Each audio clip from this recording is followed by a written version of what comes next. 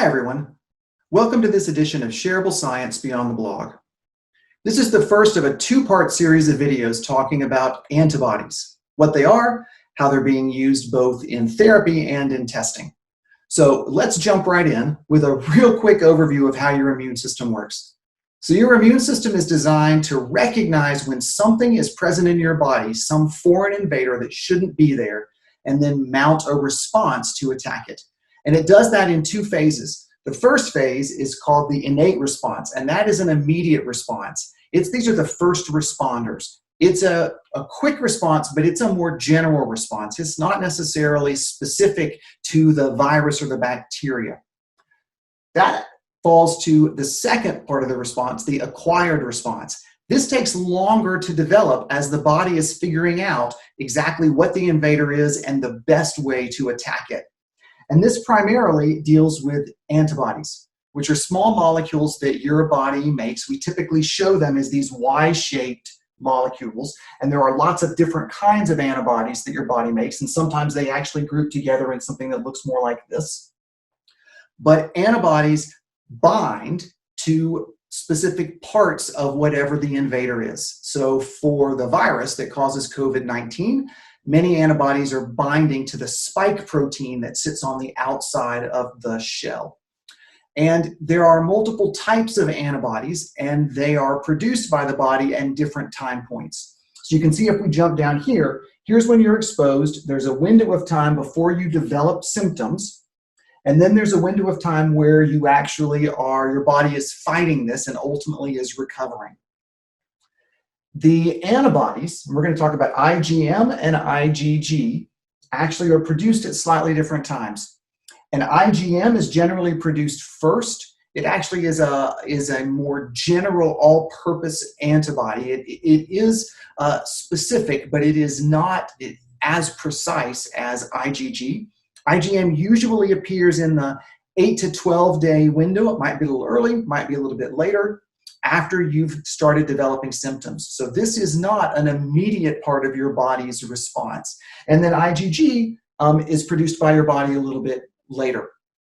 Both of these are present in your blood after you've recovered. And that's important because you continue to have these antibodies after your body has successfully fought off the virus. And the antibody system is a part of the memory of your immune system, so that if you are infected again, your body has a rapid way to say, oh yeah, I've seen this. This is the antibodies that I produced to effectively defeat it. And so you either prevent or you minimize a secondary reinfection. So with that super quick overview in mind, let's talk about how antibodies are being used in therapy for COVID-19. So this starts with an individual who has COVID-19, who's infected by the virus, and they've recovered.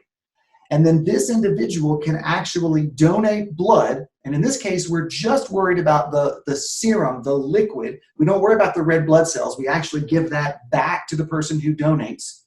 And in this bag of serum, there are an enormous number of antibodies that are specific for the SARS-CoV-2 virus that causes COVID-19.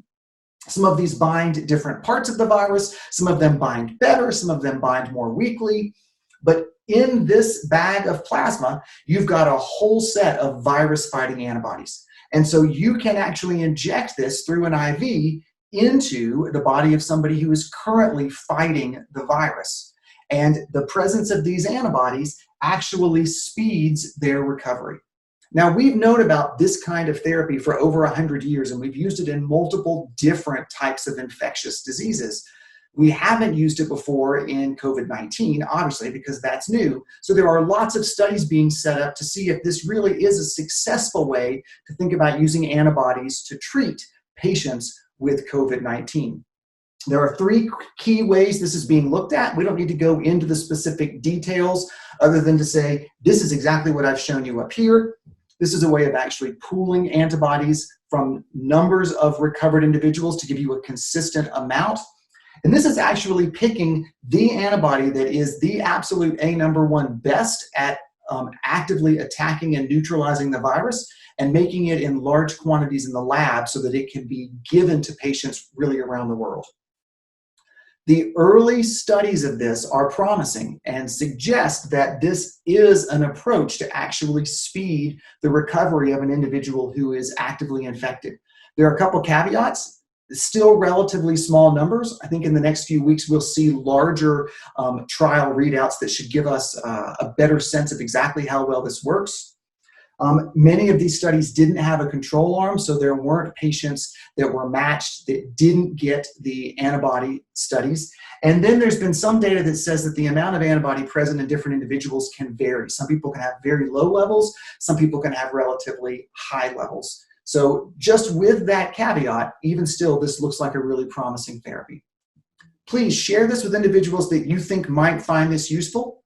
Also check back for the second of these videos about antibodies, where we'll talk specifically about ways to use antibody detection to identify who might have immunity already against the virus that causes COVID-19. Thank you for watching. I look forward to seeing you again. Stay well. Take care.